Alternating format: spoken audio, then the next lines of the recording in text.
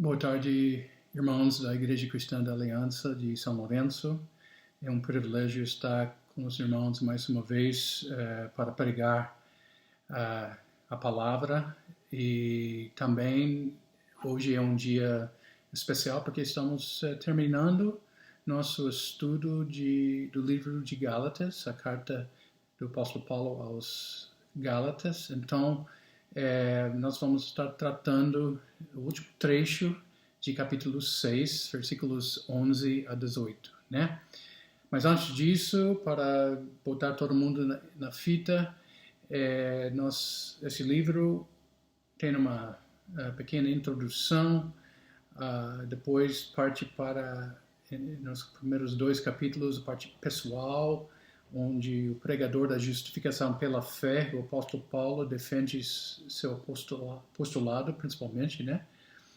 Depois, parte para, na segunda parte do livro, capítulos 3 e 4, a parte doutrinária, e onde Paulo trata os princípios da justificação pela fé, né? A primeira parte foi o pregador da justificação pela fé, né? Justificando seu apostolado e tudo mais. Agora, nessa segunda parte, ele estava tratando os princípios, as partes doutrinárias da doutrina, da justificação pela fé. E a última parte, né, que estamos terminando hoje, capítulos 5 e 6, né, a parte prática do livro, ou da carta, onde Paulo trata os privilégios da justificação pela fé, os privilégios que o crente tem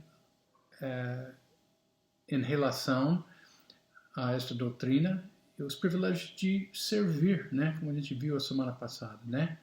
Então, e especificamente agora ele parte para a conclusão disso tudo, né, onde ele vai rever algumas coisas que ele levantou ao longo da carta, tá?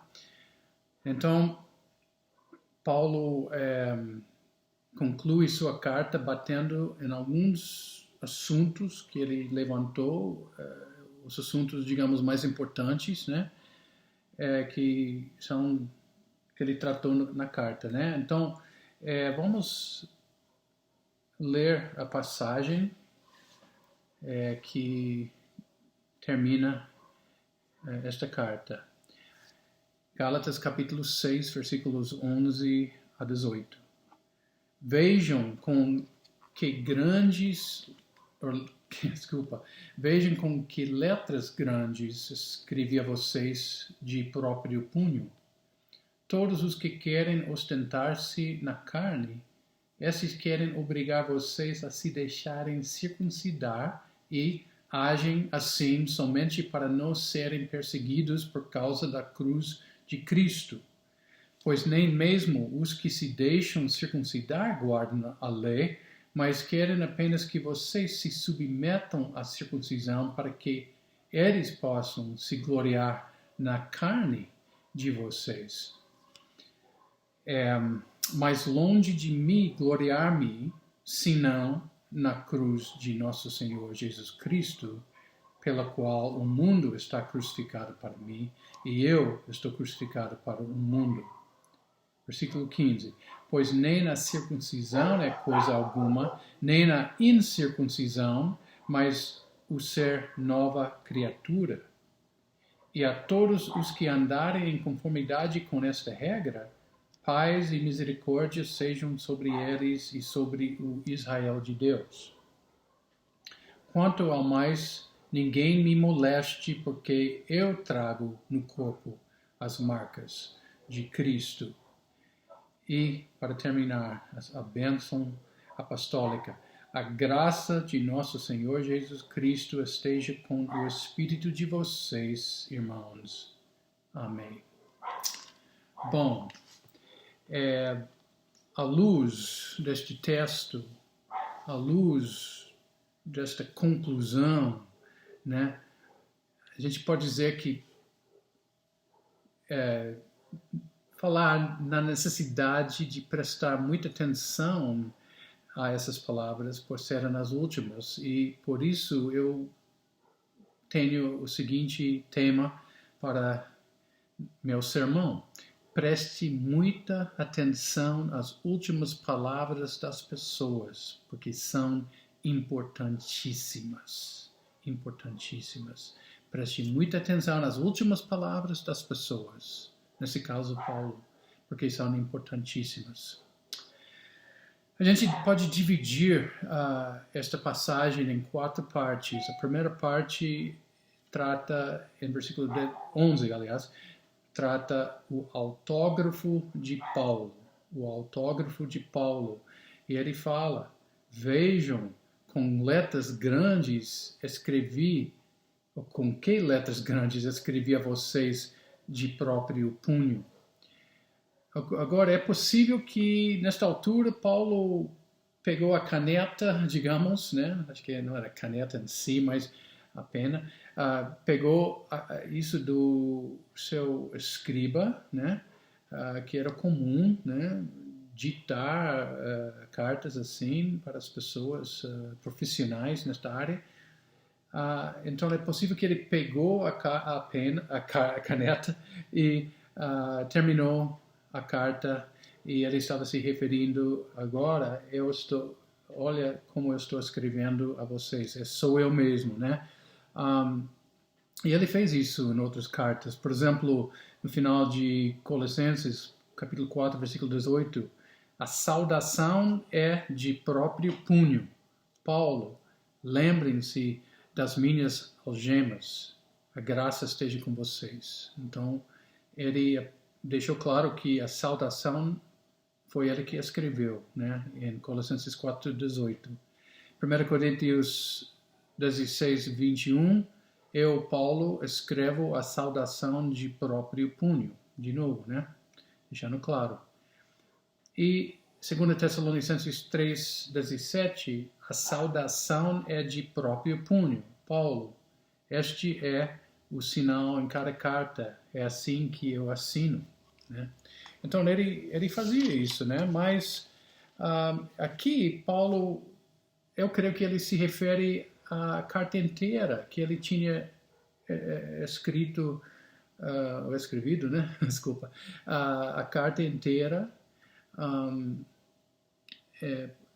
com o próprio punho. Por quê? Porque ele omitiu esta frase, a saudação, né? Ele não se limitou à saudação quando ele fala sobre escrevendo as letras grandes do próprio punho, né? E por que ele teria feito isso? Por que ele teria composto este livro desta forma, ele mesmo escrevendo? Se for isso mesmo, né? Eu creio que ele foi isso mesmo. Ele sentiu a necessidade de defender seu apostolado, né? Durante o primeiro terço da carta, e uma maneira de se defender é contra os maldizentes, né? Digamos, né? Seria escrever, né? É ele mesmo que está escrevendo, porque a gente já sabe, ele faz isso, ele escreve dessa forma, né? E qual foi esta forma, né? Paulo menciona que escreveu com letras grandes, né?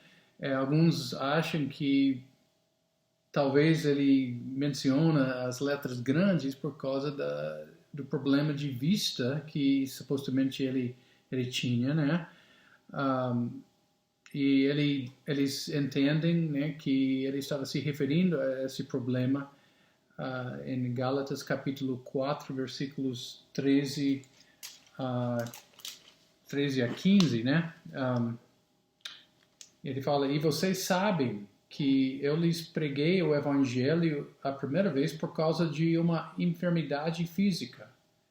E por mais que a minha enfermidade na carne lhes tenha sido uma provação, vocês não me trataram com desprezo nem desgosto. pelo contrário, me receberam como anjo de Deus, como o próprio Jesus Cristo, o Cristo Jesus. O que aconteceu com a felicidade que vocês tinham? Porque posso dar testemunho de que, se fosse possível, vocês teriam arrancado os próprios olhos para me dar. Será que, por dizer a verdade, me tornei inimigo de vocês? Então, Paulo, obviamente, deu a entender que ele tinha um problema de vista, né? Mas ele ainda teria esse problema, porque ele continuou seu ministério entre os Gálatas naquela ocasião, quando ele chegou lá na região, né?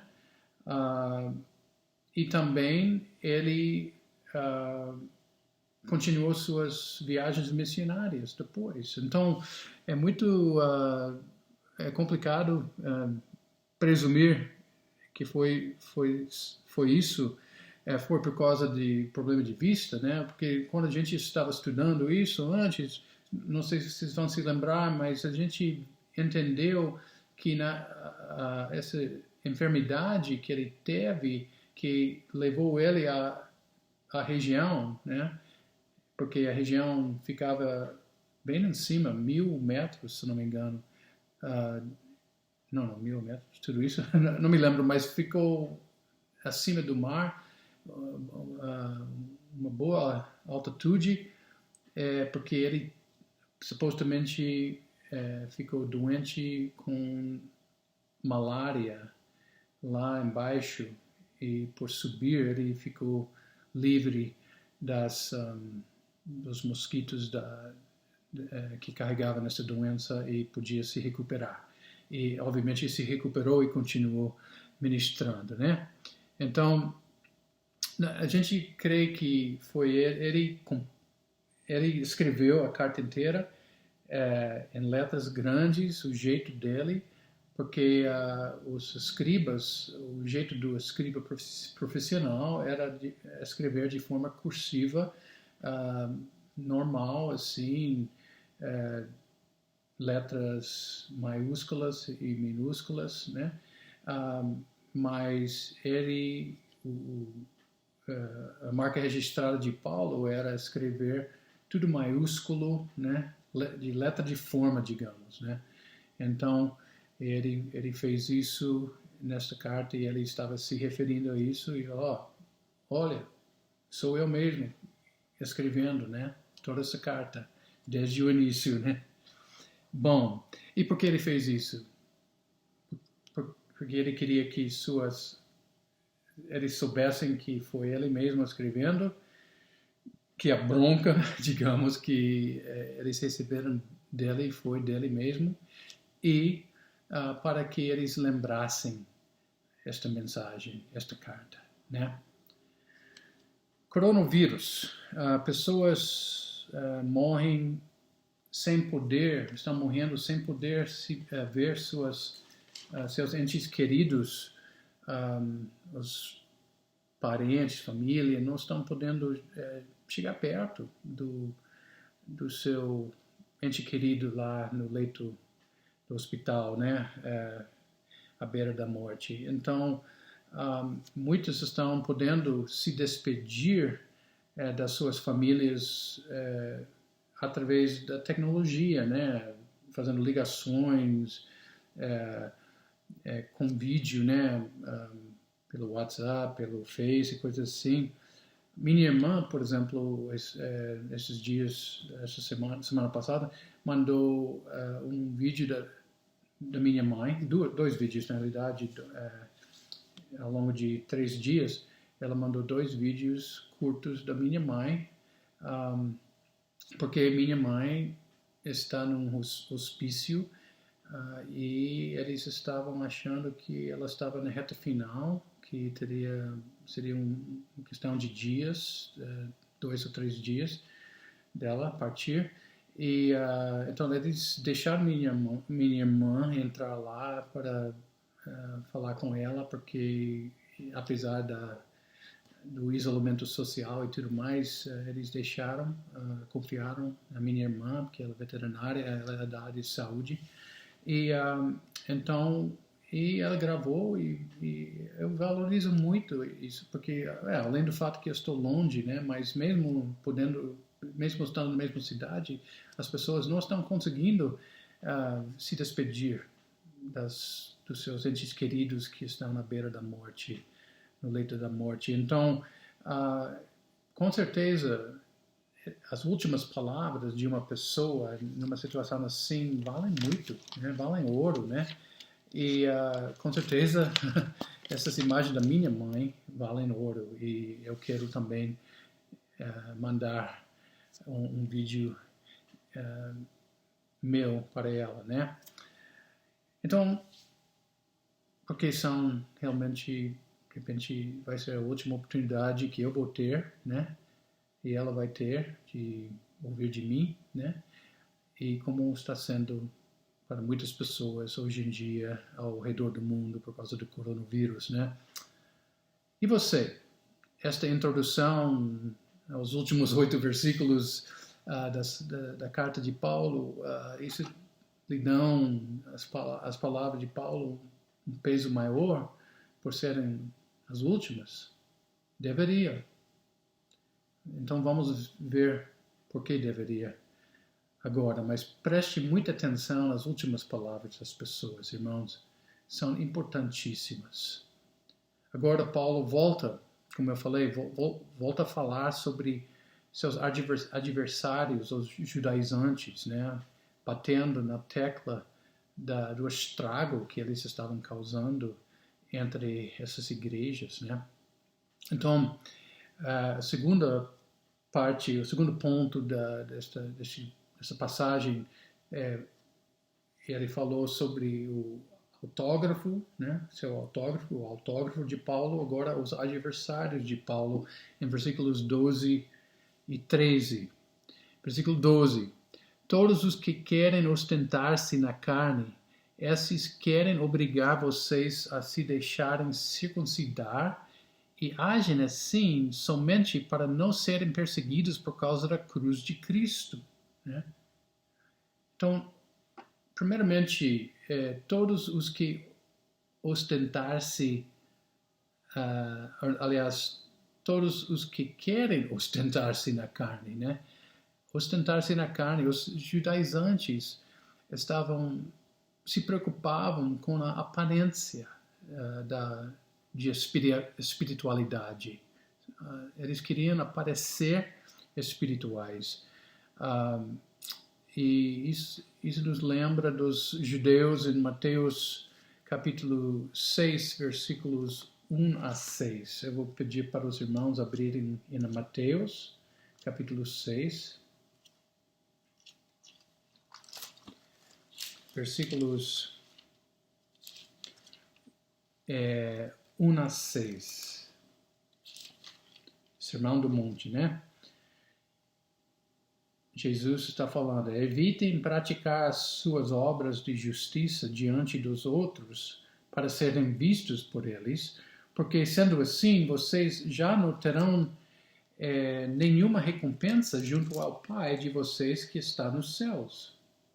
Quando, pois, você der esmola, não fique tocando trombeta nas sinagogas e nas ruas, como fazem os hipócritas, para serem elogiados pelos outros. Em verdade, lhes digo que eles já receberam a sua recompensa. Mas ao dar a esmola, que a sua mão esquerda ignore o que a mão direita está fazendo, para que a sua esmola fique em secreto. E o seu Pai, que vê em secreto, lhe dará recompensa. E quando orarem, não sejam como os hipócritas que gostam de orar em pé, nas sinagogas e nos cantos das praças, para serem vistos pelos outros. Em verdade, lhes digo que eles já receberam a sua recompensa. Mas ao orar, entre no seu quarto e, fechada a porta, ore ao seu Pai que está em secreto. Isso deveria ser nosso comportamento, mas obviamente os judeus e portanto os judaizantes, né, falsos mestres com essas ligações com o judaísmo, queriam se ostentar, né? Queriam aparecer, né? E o que eles queriam que fosse visto, né, pelas suas ações. Paulo fala neste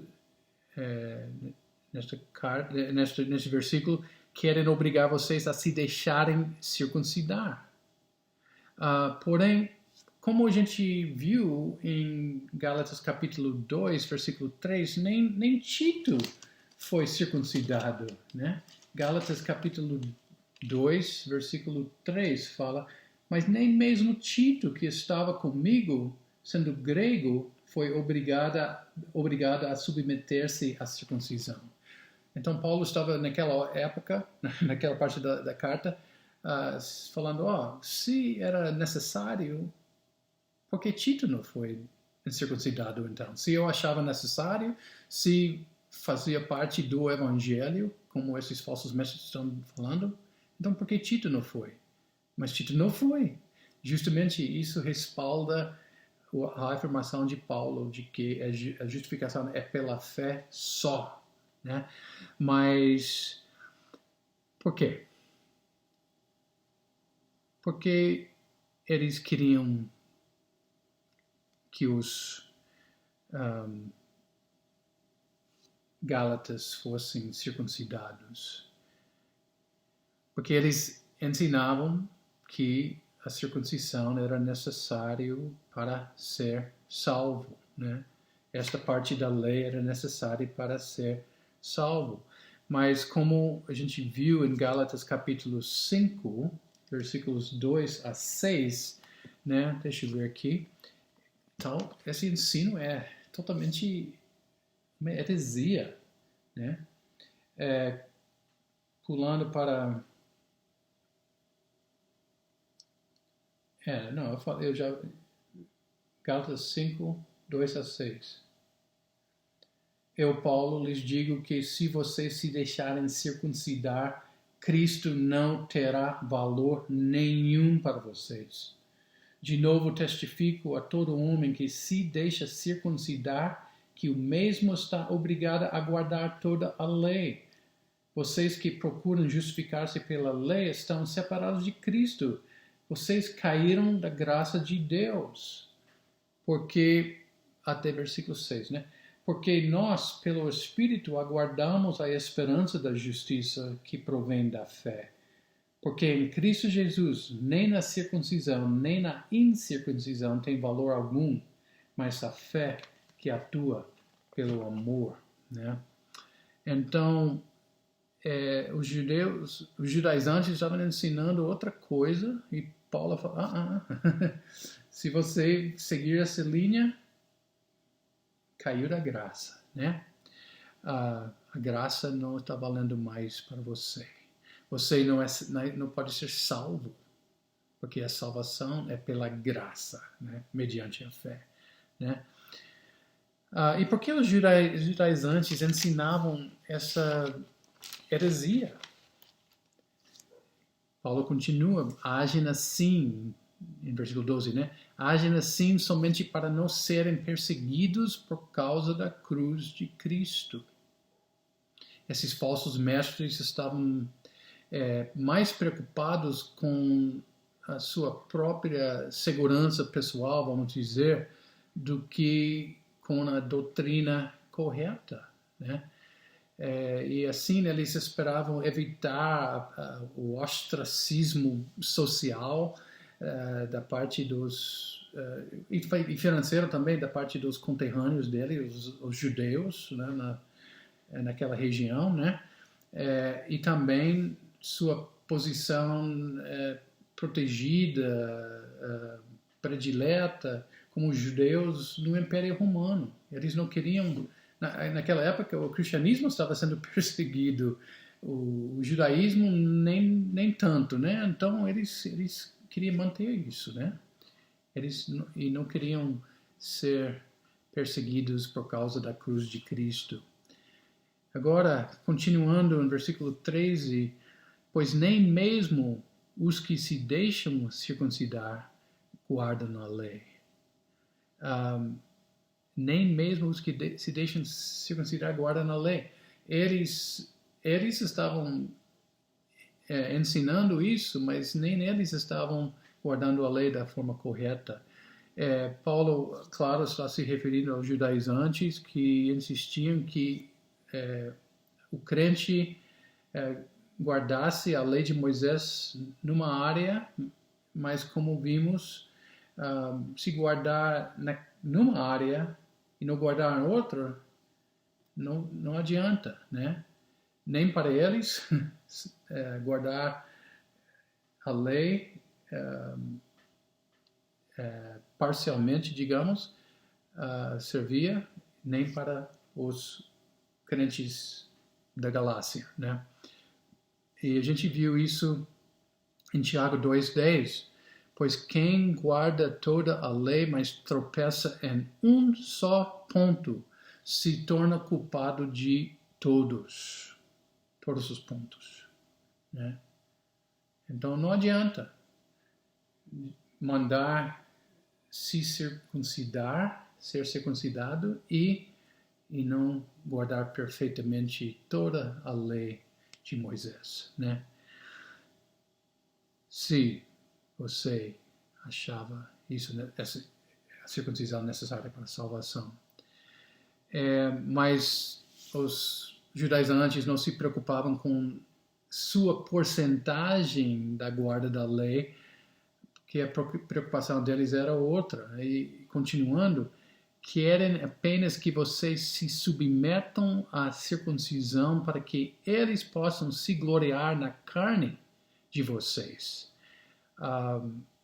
Por algum motivo, era mais importante para esses judaizantes, o que era mais importante era o número de adeptos que eles podiam conquistar ou recrutar, né, para a sua falsa religião. E eles achavam, de repente eles achavam que o maior número de pessoas que eles conseguiam recrutar compensaria as suas falhas na área da guarda da lei, né? Não sei, mas isso me lembra muito das testemunhas de Jeová, né? As testemunhas de Jeová, eu não sei onde vocês moram, mas eles ainda continuam batendo, indo porta em porta, né? Mas também eles adotaram uma nova estratégia de oferecer suas revistas e pegar contatos das pessoas, oferecer livros, coisas assim, nas calçadas da cidade, né? Esta nova estratégia era uma mudança, uma adaptação à cultura que não está recebendo pessoas estranhas nas suas casas hoje em dia, como fazia antes, né?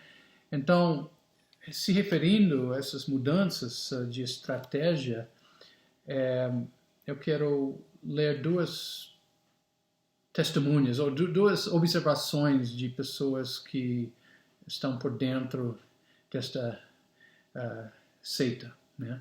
As testemunhas de Jeová é uma religião proselitista e seus adeptos acreditam que o ministério agressivo é essencial para a inauguração de Armagedon e a subsequente Reino Novo, diz Dr. Andrew Holden, autor de Testemunhos de Jeová, retrato de um movimento religioso contemporâneo. Porém, Scott Terry, um ex-testemunha de Jeová por 14 anos, pelos últimos 14 anos, quando ele falou isso, e autor de um livro chamado Cowboys, Armagedon e a Verdade, como um menino gay foi salvo da religião. E ele acredita que uma apatia generalizada está por trás das mudanças nesta metodologia proselitista das testemunhas de Jeová.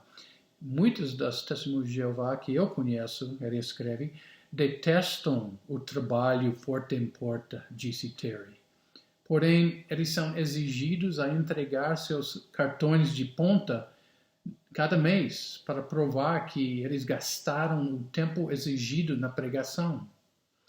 Eu conheço testemunhos de Jeová que fazem de tudo para esticar aquelas horas por incluir o tempo gasto no carro, indo para os bairros designados e qualquer outro uso do tempo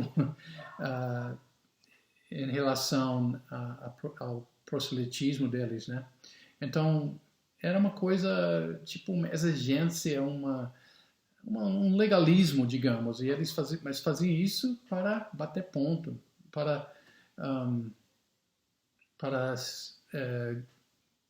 ganhar alguma coisa na eternidade, né? Então, na nova terra, nos novos céus, né? Então, mas eu uso esse exemplo porque as testemunhas de Jeová e os judaizantes, além de ter uma religião semelhante, né? Porque toda falsa religião é semelhante uma à outra, é sempre, no caso de, especialmente aquelas relacionadas ao cristianismo, é Jesus mais alguma coisa, né? Você precisa de Jesus mais. Você precisa crer em Jesus mais fazer alguma coisa. Então, além de ter isso em comum, eles também tinham uma motivação semelhante que seria a aparência. Queriam fazer alguma coisa para parecer espirituais, né? E bater ponto, né? Bom, para aplicar este ponto, né, que a gente leu sobre os adversários de Paulo, por que você faz o que você faz como cristão? Pensa nisso. Para impressionar? Para aparecer? Para agradar alguém? Ou para glorificar a Deus? Pensa nisso. Se Deus já fez tudo e aceitou você como filho ou filha de Deus, por que se preocupar com os outros, com a aparência, com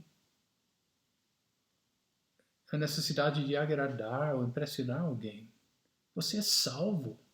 Ninguém pode tirar isso de você, né? Relaxe, sirva e viva, ande, né, no Espírito, né? Preste muita atenção nas últimas palavras das pessoas, irmãos. São importantíssimas. Agora, Paulo continua com essas últimas palavras dele, que são importantíssimas, em versículos 14 a 16. Né? Ele fala em versículo 14, mas longe de mim gloriar-me, senão na cruz de nosso Senhor Jesus Cristo, pela qual o mundo está crucificado para mim e eu estou crucificado para o mundo. Eu achei bem legal que ele fala, mas longe de mim gloriar-me, né? Porque imediatamente antes ele fala que os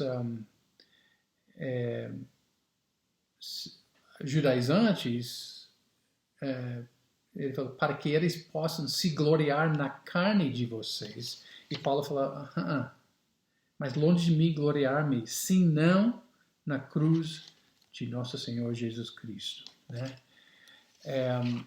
Então, enquanto os judaizantes tentavam fugir da vergonha da cruz, né, e as consequências de pregar a cruz, Paulo se gloriava nela, né? Ele se gloriava na carne, como a gente viu no versículo 13, mas ele afirma que ele se gloriava no Salvador. A cruz fala na expiação de Cristo e Paulo se considerava identificado com ela por causa disso, né? Cristo pagou, expiou seus pecados, né? E por causa disso, ele continua, pela qual o mundo está crucificado para mim, e eu estou crucificado para o mundo, essa cruz, né? Ele fala que, ele falou, aliás, esse Jesus Cristo, senão na cruz de nosso Senhor Jesus Cristo, pela qual o mundo está crucificado para mim, e eu estou crucificado para o mundo. Por causa de Cristo, e o que Cristo fez, Jesus fez na cruz, Paulo diz, o mundo está crucificado para ele e ele para o mundo, né? Paulo considerava o mundo com todas as suas tentações, ele considerava o mundo morto, ou crucificado para ele, morto para ele, né? E ele verdadeiramente enxergava o mundo desta maneira. E ao mesmo tempo, ele voluntariamente, é claro, né, se posicionou como alguém morto ou crucificado para o mundo. Então, o mundo crucificado para ele, o mundo morto para ele, e ele morto para o mundo, né? Então, a gente pode dizer como ele enxergava o mundo dessa forma, o mundo enxergava ele desta forma, olhando para seu comportamento, seu testemunho, né? Pela maneira que ele vivia a vida cristã. O mundo vê você desta maneira, irmão? E você vê o mundo dessa maneira? Algo para pensar, né? E Paulo tem essa perspectiva por causa de versículo 15. Pois nem na circuncisão é coisa alguma, nem na incircuncisão, mas o ser nova criatura. A luz da cruz e a nova posição do crente a respeito do mundo, né? Nenhum símbolo religioso externo ou falta desse símbolo, né, na circuncisão, significa coisa alguma, especialmente em relação à salvação. A gente já viu isso em Gálatas capítulo 5, versículo 6, né? Quando ele fala, porque em Cristo Jesus nem na circuncisão, nem na incircuncisão tem valor algum, mas a fé que atua pelo amor, né? O que significa tudo, então, é o novo nascimento. Ele fala isso. O que nem na circuncisão é coisa alguma, e nem na incircuncisão, mas o ser nova criatura, isso é que é importante. Ou, aliás, o novo nascimento de João 3:3, o novo coração de Ezequiel 36, versículo 26, ou, é claro, ser nova criatura, 2 Coríntios 5:17, né? E versículo 16, ele continua, e a todos os que andarem em conformidade com esta regra, paz e misericórdia sejam sobre eles e sobre o Israel de Deus. Então, a todos os que andarem em conformidade com esta regra, né? Esta regra, obviamente, se refere à receita salvífica bíblica, né? Que a gente conhece muito bem, por exemplo, em Efésios 2, 8 e 9. Porque pela graça vocês são salvos mediante a fé, e isto não vem de vocês, é dom de Deus, não de obras, para que ninguém se glorie, né? Então, a salvação é pela graça mediante a fé e não pelas obras, não pela circuncisão, né, dos judaizantes. E o resultado de seguir essa regra, digamos, esta receita salvífica, paz e misericórdia sejam sobre eles, sobre vocês, né? Então, quando uma pessoa se render a Jesus Cristo pela graça mediante a fé, Deus acaba derramando sua misericórdia, que significa não receber o que merecemos receber, aliás, a ira de Deus, a condenação eterna, né? Então, ele fala que a gente viu que Deus derrama sua misericórdia sobre essa pessoa e sua paz. Agora, essa paz tem a ver, é a paz de Deus, por causa da paz que a pessoa que se converte ao Evangelho tem, de repente, com Deus, né? A gente não pode ter a paz de Deus, em Deus, sem ter a paz, sem ter estabelecido ou feito as pazes com Deus, né? Então, isso é realmente uma coisa que acontece como resultado do nosso arrependimento e fé, duas coisas que Deus tem que conceder ao crente, né? Ou a pessoa, para a pessoa se converter, né? E ele fala, paz e misericórdia sejam sobre eles e sobre o Israel de Deus. Agora, esta frase sobre o Israel de Deus, alguns acham que Paulo se refere à igreja de Cristo, né? Porque eles acham que a igreja é uma continuação de Israel, que é o povo de Deus no Antigo Testamento, e a igreja continua como o povo de Deus no Novo Testamento. Mas é interessante porque todas as outras referências, ou todos os outros usos da palavra Israel no Novo Testamento se referem especificamente aos habitantes ou aos judeus, né, digamos, né? Então, e pelo fato que no grego Paulo fala sobre eles e sobre o Israel de Deus, ele está fazendo uma distinção entre dois povos, né? Gentios, né? Gentios, como os Gálatas, a maioria eram gentios convertidos, e judeus, o Israel de Deus, judeus convertidos, né? É muito importante frisar esta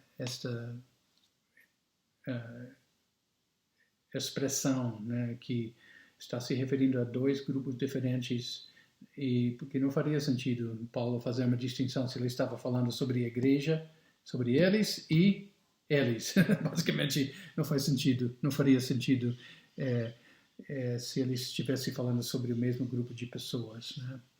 Então, deixa eu ver, é interessante porque desta forma Paulo acaba detonando os judaizantes mais uma vez, melhor, alfinetando, né?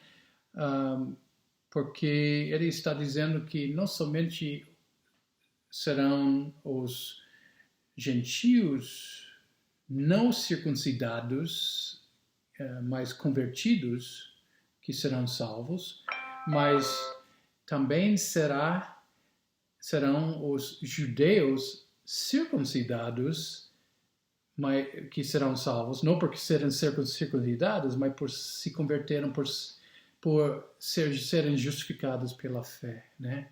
Ambos os grupos serão salvos.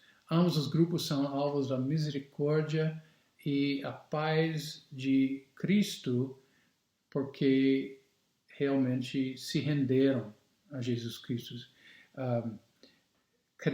creram no Evangelho, né? Eu tenho um amigo da religião quase oficial do Brasil, né? E eu não estou me referindo ao evangelicalismo, né? Ao protestantismo, de jeito nenhum, né?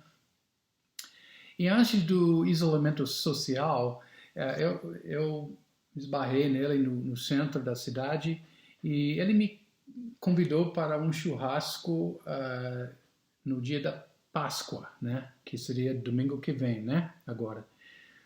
Eles foram várias semanas atrás e eu me estranhei um pouco pensando por que ele está, por que vão ter esse churrasco tão no futuro tão distante e não vão fazer nada antes, né? Mas depois eu me lembrei, a quaresma, né? Então eu falei, é por causa da quaresma que vocês não comem carne, você está vão realizar isso depois para quebrar jejum, digamos, né? E ele falou sim. Ele falou, infelizmente, que é para a quaresma é para fazer penitências, né?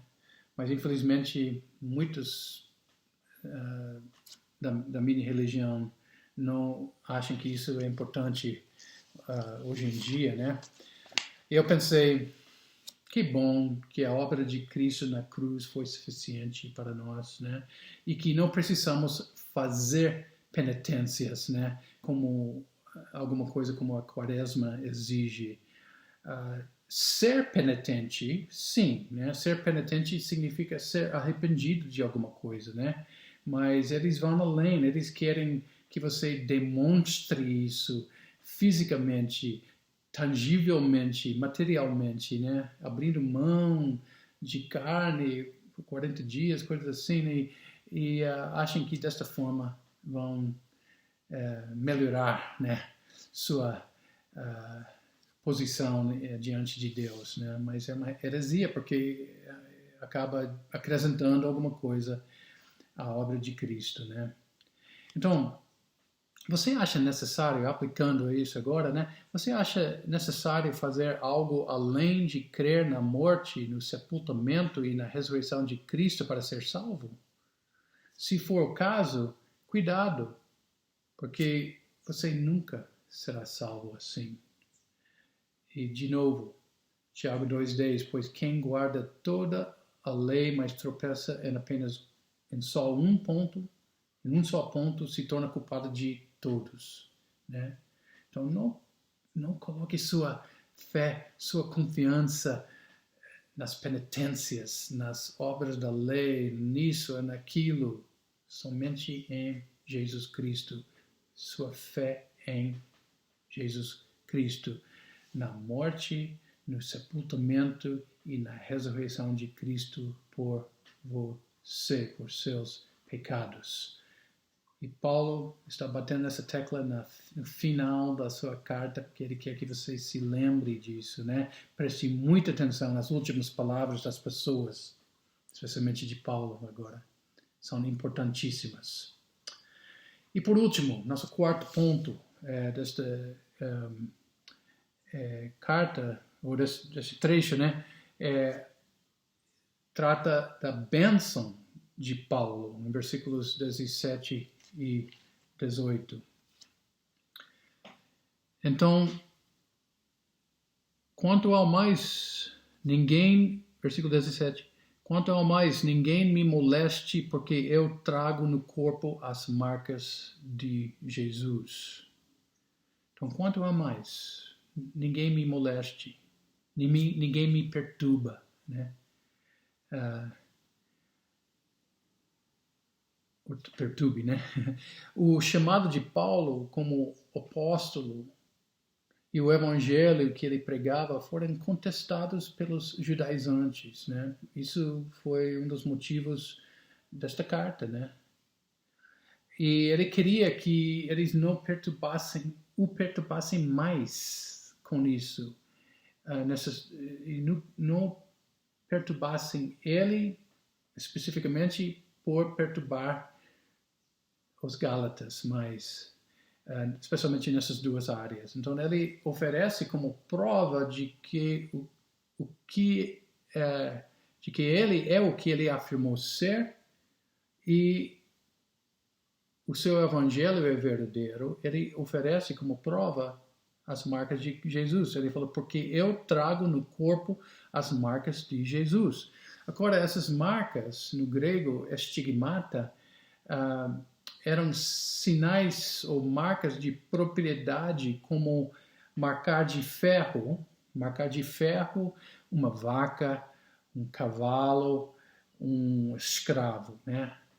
Então, Paulo se referia às cicatrizes e às feridas no seu corpo por causa das suas perseguições, devido à pregação de um evangelho composto pela justificação pela fé, como evidência de que esse evangelho e ele, como pregador desse evangelho, eram a coisa verdadeira, né?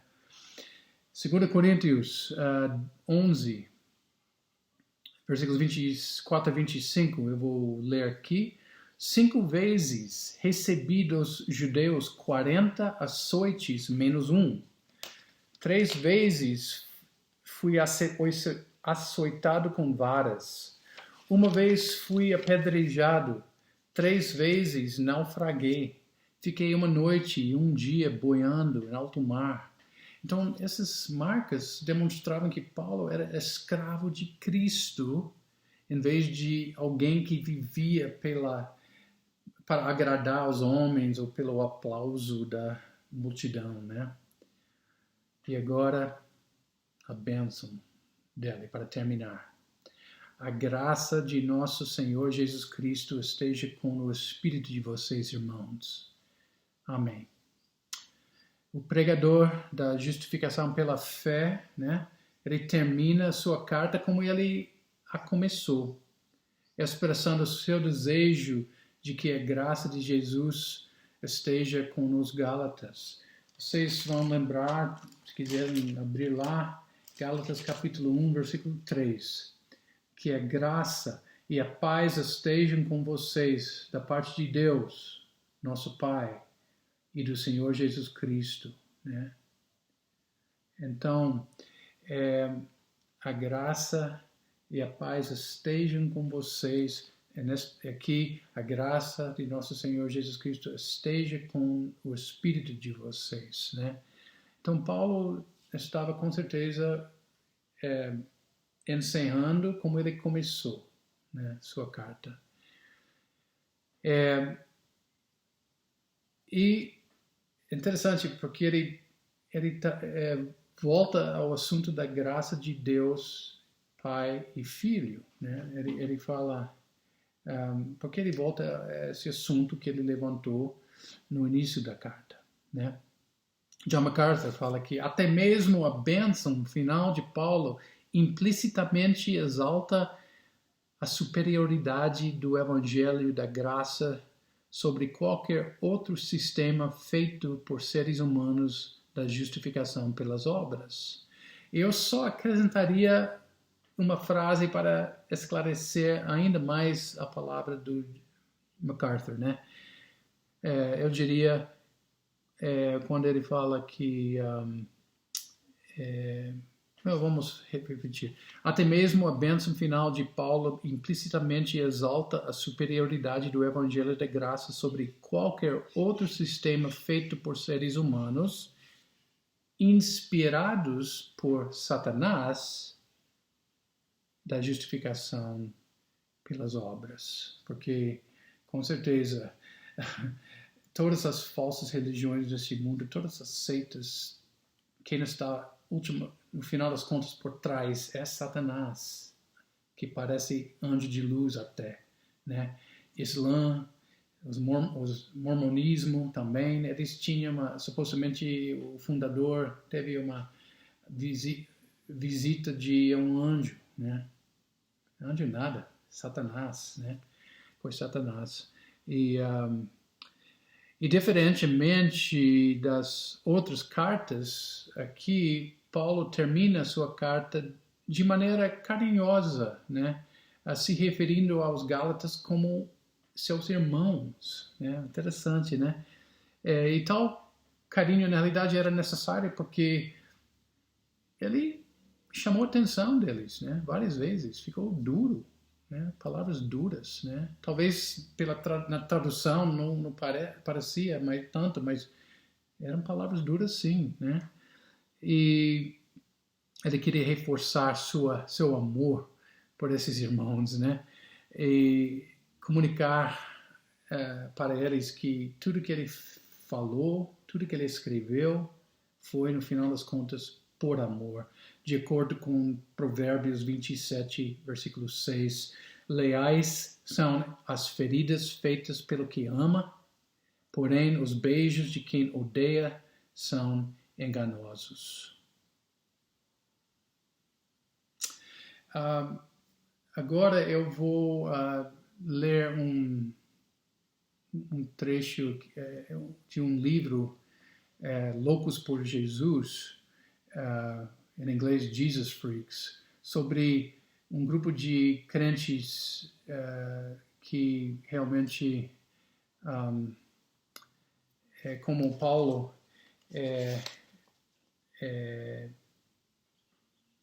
traziam no corpo deles as marcas de Jesus. Então, na Coreia do Norte, em 1950, por aí. Por volta da mesma época, o pastor Kim e 27 pessoas da sua congregação decidiram fugir da perseguição de Kim Sung II, vivendo em túneis construídos debaixo da terra. Mas quando os comunistas estavam fazendo uma estrada, descobriram os cristãos, vivendo nos túneis secretos. Os soldados os levaram diante de uma multidão de 30 mil pessoas na vila de Goksan para julgá-los e executá-los diante do povo. O oficial encarregado lhes disse: neguem a Cristo ou vocês morrerão. Mas eles se recusaram.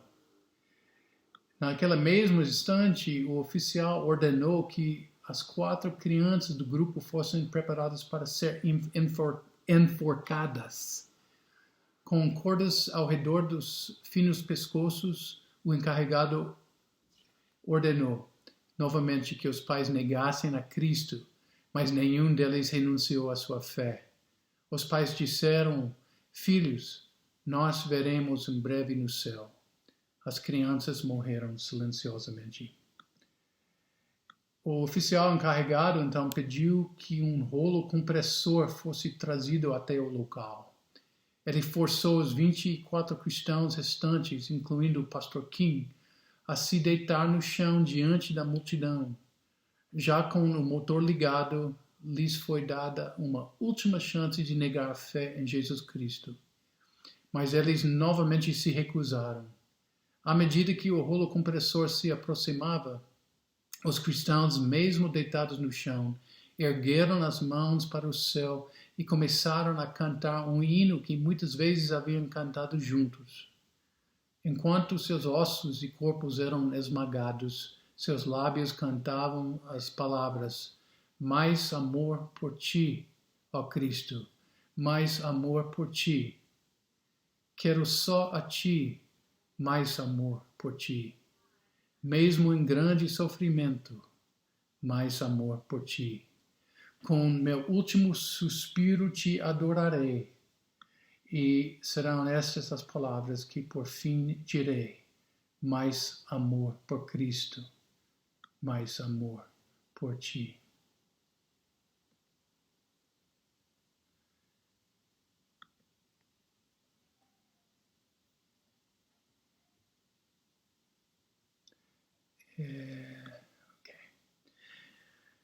Então, você valoriza sua salvação, meu irmão, ao ponto de morrer por Cristo? Afinal, se você realmente foi justificado pela fé, seu destino eterno é garantido, né? Agora, nesta época de morte, de gente até nova, de profissionais da área de saúde, de pessoas queridas, familiares, de gente famosa, façamos uma autoavaliação de nós mesmos, tá? Cristo vale a pena? Para Deus Pai, Ele valeu a pena. Sacrificou seu Filho unigênito em prol da sua glória, através da salvação de pecadores arrependidos. E Cristo foi voluntariamente. E nós? Depois desta pandemia, o seu caminhar com Deus será prioridade? E sua igreja? E os perdidos aos quais cada cristão foi enviado? Pense nisso. Mais amor por ti, ó Cristo. Mais amor por ti. Preste muita atenção nas últimas palavras das pessoas, irmãos. São importantíssimas. São importantíssimas. Pai, eu quero te agradecer por este estudo neste livro tão importante. Muito obrigado pela maneira que o Senhor tem nos ensinado coisas preciosas, coisas sem preço. Eu peço que, acima de tudo, a gente possa dizer com esses cristãos que foram martirizados lá na Coreia do Norte, que temos mais amor por ti, ó Cristo, mais amor por ti. Em nome de Jesus. Amém. Irmãos, só para nos lembrar,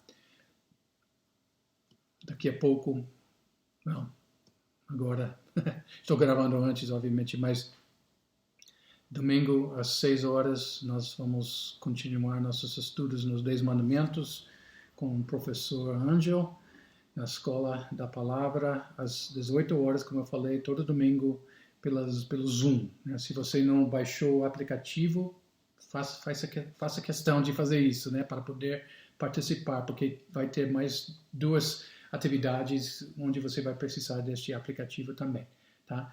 Mas depois da aula do Anjo, vamos ter louvor e a palavra a partir das 17 horas, aliás, 19 horas, 7 horas da noite, né? Terça-feira, às 19h30, reunião de oração pelo Zoom, e quinta-feira, 19h30, discipulado, grupo de mulheres, grupo de homens, se reunindo pelo Zoom, né? Então, obrigado pela sua participação mais uma vez e vamos continuar orando por nosso mundo, pelas pessoas ao nosso redor, pela oportunidade de dar a esperança que só Cristo proporciona para nós e para elas, né? Então, que a graça do Senhor Jesus Cristo e o amor de Deus e a comunhão do Espírito Santo seja com todos vós. Amém. E eu quero só adicionar mais essa bênção do versículo 18, por causa estamos terminando esse estudo do livro, né? A graça do nosso Senhor Jesus Cristo esteja com o espírito de vocês, irmãos. Amém. E não esqueçam, preste muita atenção nas últimas palavras das pessoas. Nesse caso, Paulo, Jesus, né? Porque são importantíssimas. Vamos com Deus. Amém.